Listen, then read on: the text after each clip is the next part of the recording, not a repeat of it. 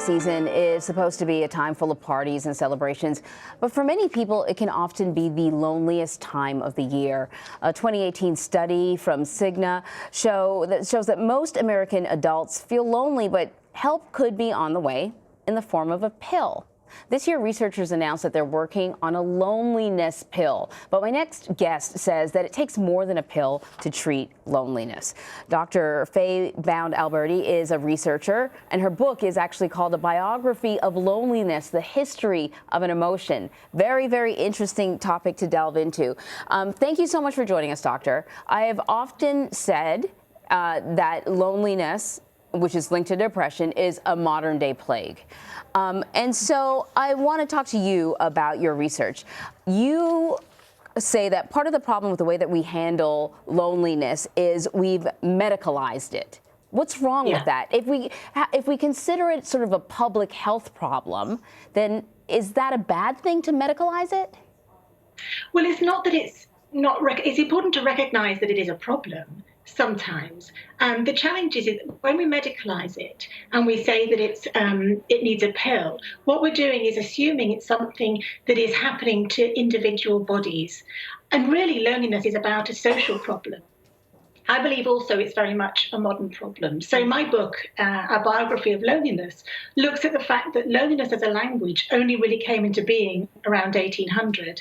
And that was as a result of religious and social and economic changes. And those changes and the ways in which we live in society are what make us feel lonely. Okay, so let's explore that a little bit, because you do indeed talk about the history of loneliness and the language that we have used to describe loneliness or define it. Can you talk a little bit about sort of, if you want to say, the key moments in loneliness history? Well, it's really about industrialization, and it's how we live in the post-industrial world. So it tends to be the case that Western post-industrial countries have high levels of loneliness. When we talk about solutions, though, they have to be absolutely tailored to individuals. There's no one-size-fits-all solution. So really, loneliness is a composite of many different emotions, from grief and anger to sadness. And some of these happen because of life experience, and some of them are transitory. For instance, losing someone that we love. Now, if we think about loneliness as a single thing, and we try to solve it through medical means, what we don't do is address the way that loneliness has emerged in a person's life, as well as loneliness as a social problem. So the only real way of addressing loneliness is to think about how it relates to society as a whole. What are the ways in which we've broken down community? What does it mean to belong nowadays? And for most people, the sense of belonging, the sense of having meaningful relationships, is something that's quite remote and disconnected. You write that many of the processes of modernity are predicated on individualism, sort of massacring that line. But I thought it was really interesting, and I thought about sort of the things that are celebrated in modern life: being an individual, going out on your own, staking your own claim. These sort of words that we use to describe a successful person has a lot to do with facing the world on your own. Yes. And you kind of identify other things that have happened: deregulation, privatization, austerity. All of these things contribute to the growth in loneliness. Absolutely. And in fact, there's two different things to think about. One is enforced loneliness, which is when people have less and less availability and access to resources, which is a real problem with neoliberalism and growing privatization. And we find this happening in the UK and the US. And the second issue really is about existential loneliness and that feeling of being connected. So you could be a billionaire, but yet feel very remote from others.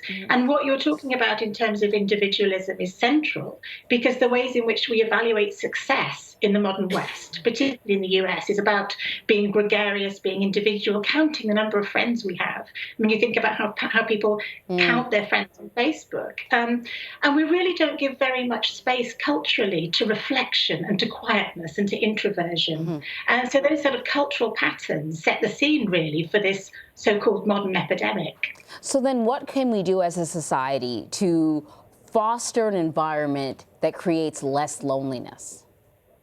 Well, I think it's mainly about considering what we mean by community. And traditionally, community means some sense of common good and commonwealth. And nowadays, it doesn't tend to mean that anymore. We tend to be involved in lots of different communities and identify ourselves in lots of different ways. So partly it's about putting back into place those things like libraries that are being decimated in the UK, where people have space to move together without spending money, where people feel the sense of belonging. And in medical terms, too, by addressing the individual as a whole person. One of the interesting things that I found is that people often express loneliness through material culture. So people who are lonely become more interested in shopping. People who are experiencing dementia in old age, they become much more interested in handling material objects. And pets have a role too. The ways in which we communicate physically with the world around us tends to demonstrate whether or not we're lonely. So we need to think about loneliness less as a single mental health problem that can be addressed with a pill, and more as a sense of a whole body need for something that we are not getting. Yeah, I think that's fascinating. Great conversation, great research, Dr. Fay Bound Alberti. Thank you. Thank you very much.